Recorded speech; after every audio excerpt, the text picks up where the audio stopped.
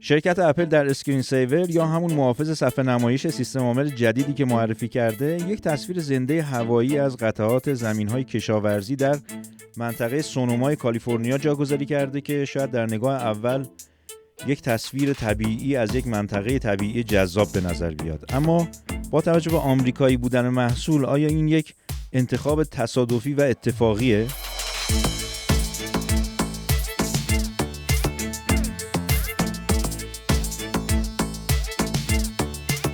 وقتی به زعم غربی‌ها جنگ اوکراین شروع شد، کلی رسانه‌های خودی و بیخودی آمریکایی و اروپایی شروع کردن به دلسوزی اغراق شده و برنامه‌ریزی شده برای آفریقایی‌های گرسنه. چون روسیه و اوکراین هر دو تامین کننده بخش بزرگی از غلات و صنایع کشاورزی دنیا هستند. تحریم و جنگ و محاصره بنادر باعث کندی یا تعطیلی حمل و نقل دریایی و زمینی شده و حالا همه نگرانن که گرسنگی کار دست دنیا نده. اما برای جلب توجه دنیا به سمت جنگ و مثل همیشه پاک و منزه نشون دادن سیاست‌های خودی، این بار همراه مظلوم نمایی چشمابی‌های اوکراینی پای آفریقایی‌های گرسنه هم به میان کشیده شد. همون آفریقایی‌هایی که سال‌هاست جنبش‌های مختلف بشردوستانه تلاش می‌کنن تا گرسنگیشون رو رفع بکنن. مثلا آنجلینا جولی هزاران کیلومتر رو طی می‌کنه تا در کنار بیچارگان گرسنه دست نوازش بر سر کودکان بکشه و تصویر آمریکایی مهربان رو به نمایش بگذاره. چرا چشمابی‌ها نیاز به نمایش حرکات انسان دوستانه دارن؟ جایی که همه سیاست‌های پولدارهای دنیا ذیل پول تعریف میشه و سود حرف اول رو میزنه، روانه کردن کمک‌های بشردوستانه کجای این معادله است؟ چطوره از زبان خودشون بشنویم؟ یک مقام ایتالیایی حرفای جالبی زده. او میگه که فرانسوی‌ها برای 14 کشور آفریقایی پول چاپ میکنن و حق چاپش برای خودشون محفوظه و با همین واحد پولی اونها رو استثمار میکنن. اصلا بذاری خودش بگه. Che la Francia stampa per 14 nazioni africane alle quali applica il signoraggio e in forza delle quali sfrutta le risorse di questa nazione. Questo è un bambino che lavora in una miniera d'oro in Burkina Faso. Il Burkina Faso è una delle nazioni più povere del mondo. Per il Burkina Faso, che ha l'oro, la Francia stampa moneta coloniale. In cambio pretende che finiscano nelle casse del tesoro francese il 50% di tutto quello che il Burkina Faso esporta. L'oro che questo bambino si infila in un cunicolo per tirare fuori finisce per lo più nelle casse dello Stato francese. Allora la soluzione non è prendere gli africani e spostarli in Europa. La soluzione è liberare l'Africa da certi europei che la sfruttano e consentire a queste persone di vivere di quello che hanno.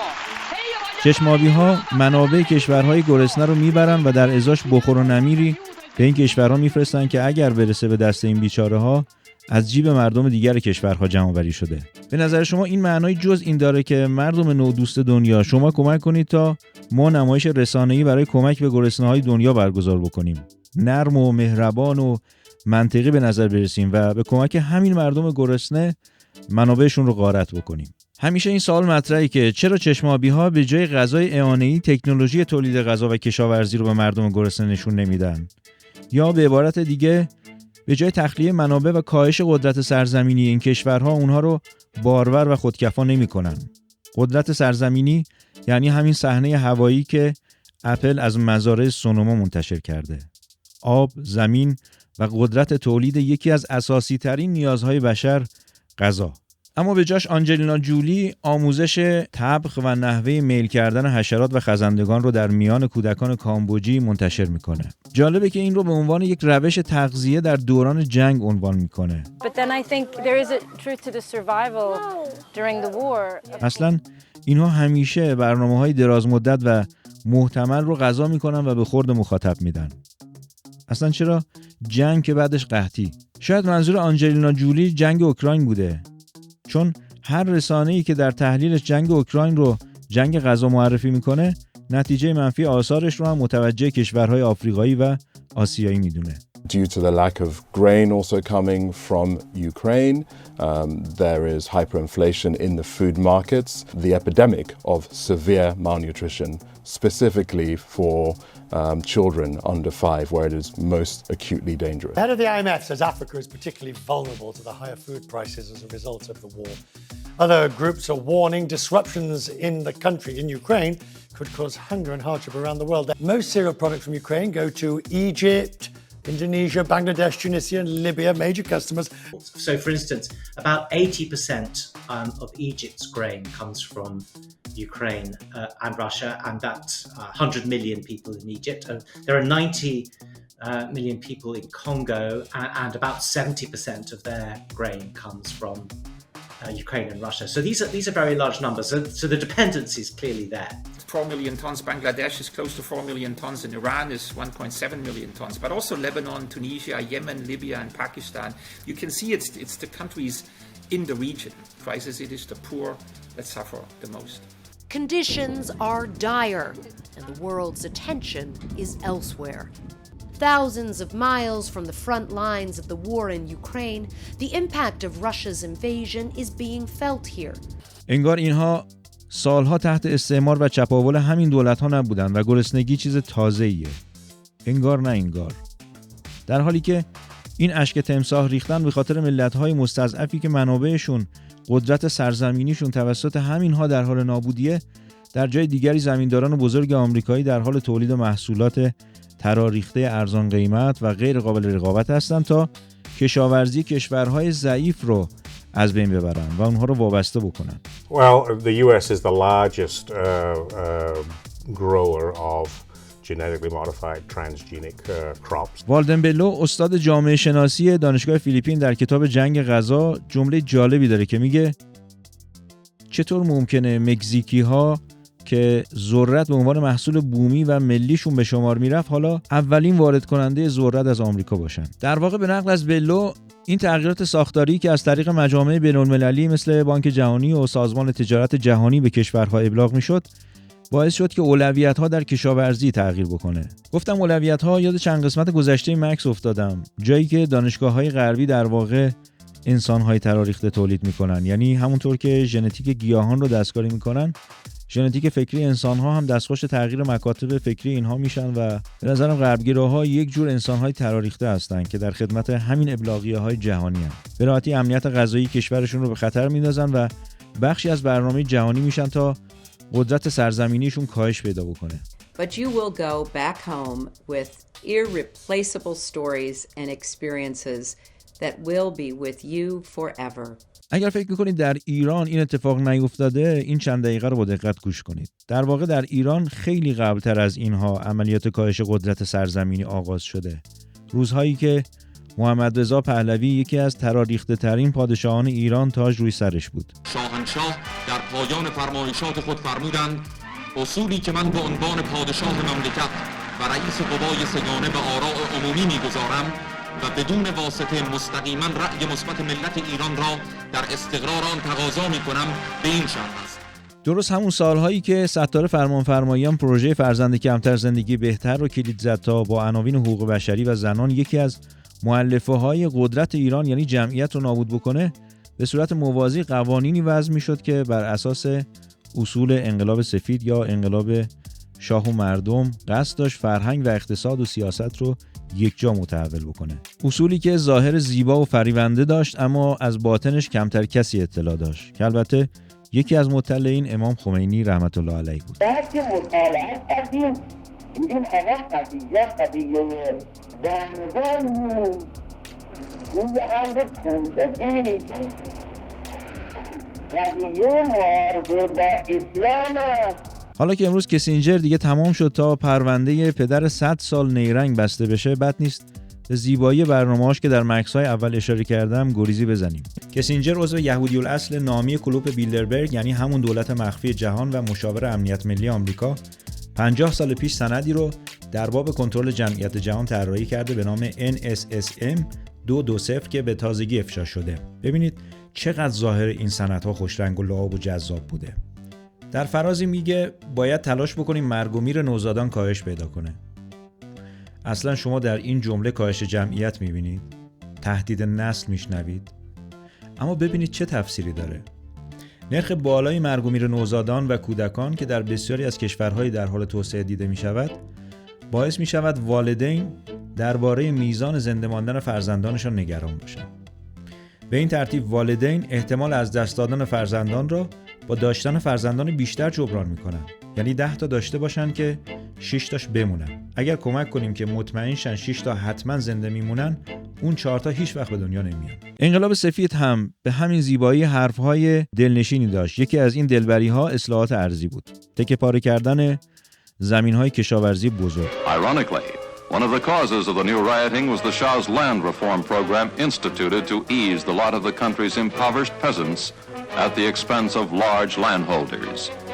Il y avait des représentants des grands féodaux qui étaient membres du Parlement. Alors ces types-là, quand ils venaient comme députés du peuple, on disait, ils votaient toujours contre l'intérêt national et contre l'intérêt de population. Et maintenant, avec la réforme agraire, la féodalité. Tout à fait. Il y a 20 ans, j'avais dit à des gens ici chez nous, qui me mènent ouvertement, que, écoutez, si nous n'arrivons pas à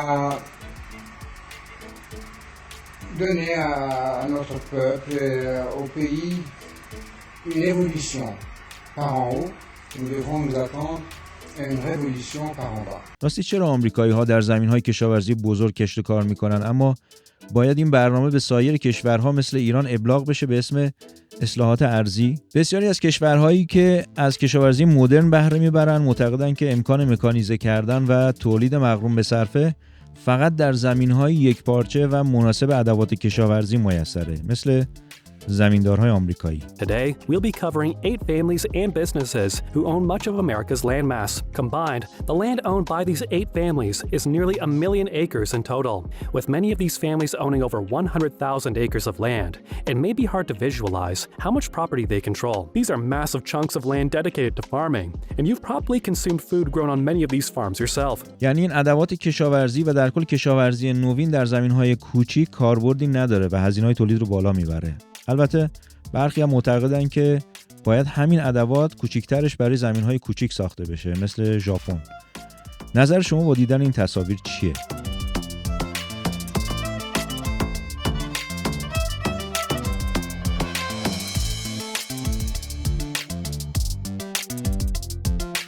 شاید به دلیل همین ویرانی‌هایی که انقلاب سفید دوران سیاه پهلوی رقم زد، بعد از انقلاب سعی شد تا زمین‌های یکپارچه شکل بگیره و حتی چند کشاورز همسایه زمینشون رو مثل یک شرکت سهامی شریک بشن و مکانیزه تولید بکنن.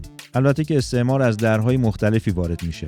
استعمار نوین یک هزارتوی پیچیده است، چون به دست ذهن‌های آلوده و دستکاری شده اداره میشه. یعنی اگر قرار باشه همین زمین‌های یکپارچه به صورت مکانیزه طبق برنامه فقط چند محصول به صرفه و فراوان تولید بکنن تا بخشی از دستورات سازمان تجارت جهانی را اطاعت کرده باشن، مثل مکزیکی‌ها، چینی‌ها، فیلیپینی‌ها و 87 کشور دیگه‌ای که والدن بلو اشاره میکنه، تبدیل به وارد کننده‌های شماره 1 از کشورهای دستور دهنده میشن. با همه تلاش‌ها و دلسوزی‌هایی که در جهت عکس انقلاب شاه و مردم، یعنی انقلاب سفید، در دوران پس از انقلاب صورت گرفته، فکر می‌کنید چند دوره، چند سال از این سالها امنیت غذایی و قدرت سرزمینی ما توسط مدیران تراریخته و غربگرا تضعیف شده. به امید ایران آگاه و متعالی، قبل از آرزوی همیشگی میخوام بدونید که تک تک پیام‌های شما رو که به سامانه‌های پیامکی یا پیام صوتی سازمان ارسال کردیم خوندم و شنیدم و راستش باید بگم که هموطن بودن با شما خیلی لذت بخشه و شنیدن صدای شما قلب آدم رو روشن میکنه. پس دعوت میکنم صدای پر از مهر و محبتتون رو بشنوید. به امید ایران آگاه و متعالی، خدای بزرگ یار و نگهدارتون.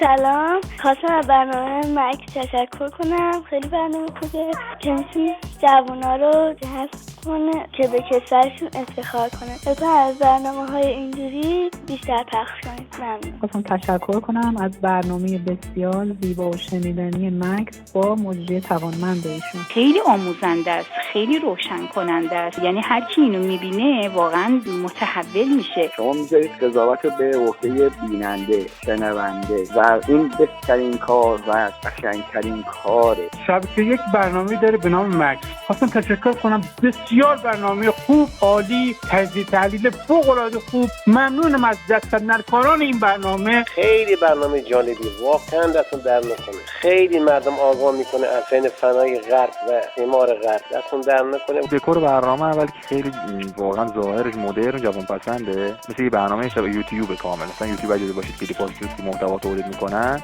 شبیه اونه. مخاطب نگاه اول اصلا احساس میکنه در تلویزیون نگاه میکنه یا دیدگاه سنتی، نه اصلا احساس میکنه در اصلا یوتیوب نگاه میکنه. در حد میخواستم تشکر کنم، دستتون درد نکنه و تمام این زحمتکشایی که برنامه مکسا درست کردن و انتقال میدن به ما که خونه‌ایم، مسنیم، نمیتونیم جایی بریم آگاهی ها رو بگیریم. واقعا عالیه برنامهش، مخصوصا این گویندش مجریش خیلی دلنشین، خیلی قشنگ صحبت میکنه. برنامه خیلی جالبیه، روشنگریش خیلی خوبه، برای مخاطبان خیلی بصیرت افزایی میکنه. میخواستم از دستاندرکارتون تشکر کنم. مکس، میان واقعیت و حقیقت.